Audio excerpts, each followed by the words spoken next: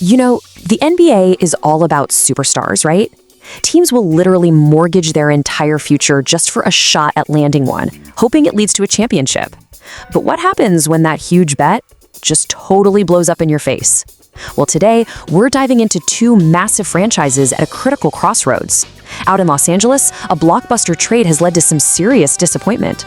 And over in Milwaukee, a huge decision about their own superstar could change the entire league for years to come. And this quote right here, it just says it all. There is nothing, and I mean nothing, worse than being stuck in the middle.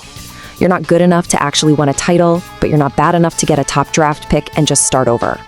It is, without a doubt, the absolute worst kind of purgatory in professional sports. And that's exactly where the Los Angeles Lakers find themselves. All right, so here's the game plan for this breakdown. First, we're going to dig into the Lakers' whole paradox and see if there's any way out for them. Then, we'll shift gears to that high-stakes chess match happening in Milwaukee over Giannis Antetokounmpo, where you'll see why waiting might just be the smartest move they could possibly make. Okay, let's kick things off in LA. It has been a full year since the Lakers made that massive, franchise-altering trade for Luka Dončić, pairing him up with LeBron James. And to say it hasn't gone according to plan, well, that would be the understatement of the century.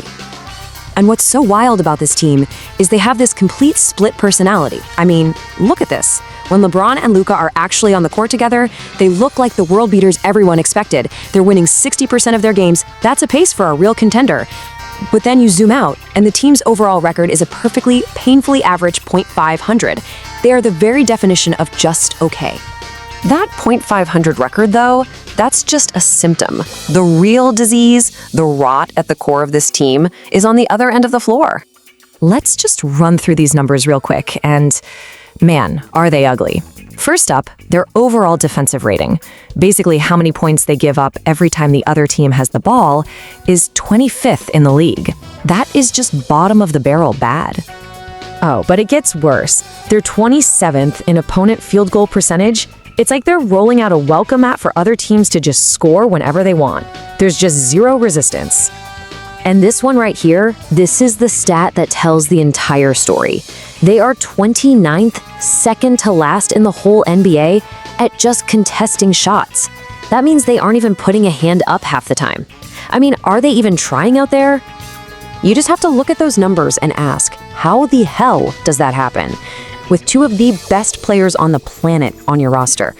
The analysis points to one simple and frankly pretty damning conclusion. It's a lack of effort, plain and simple.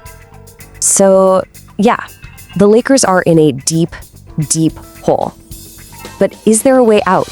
Is there a path back to being great again? Well, for Laker fans, the good news is you have Luka Dončić, a true once-in-a-generation talent to build around for the next 10 years. And the best part?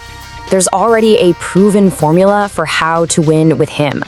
Just look at what the Dallas Mavericks did to get to the NBA Finals.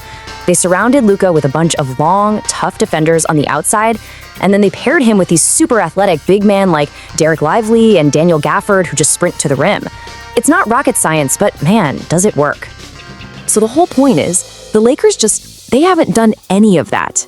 They haven't put the right pieces around their superstar to really let him cook. But the most important word in that whole sentence is yet. Because this summer, the entire game board gets a reset.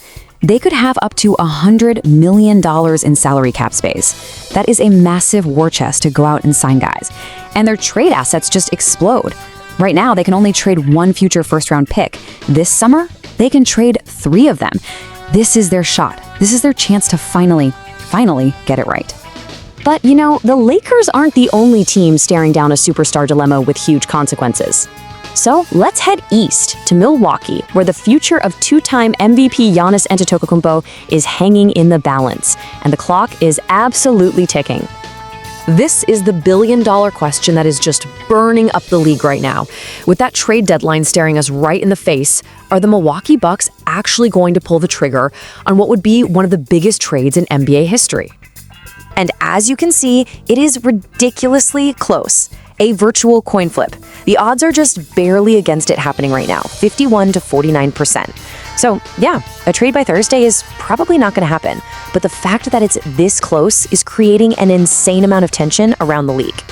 So what's pumping the brakes on a deal? Well, a few things. First, Giannis is hurt again, and that always makes other teams a little nervous.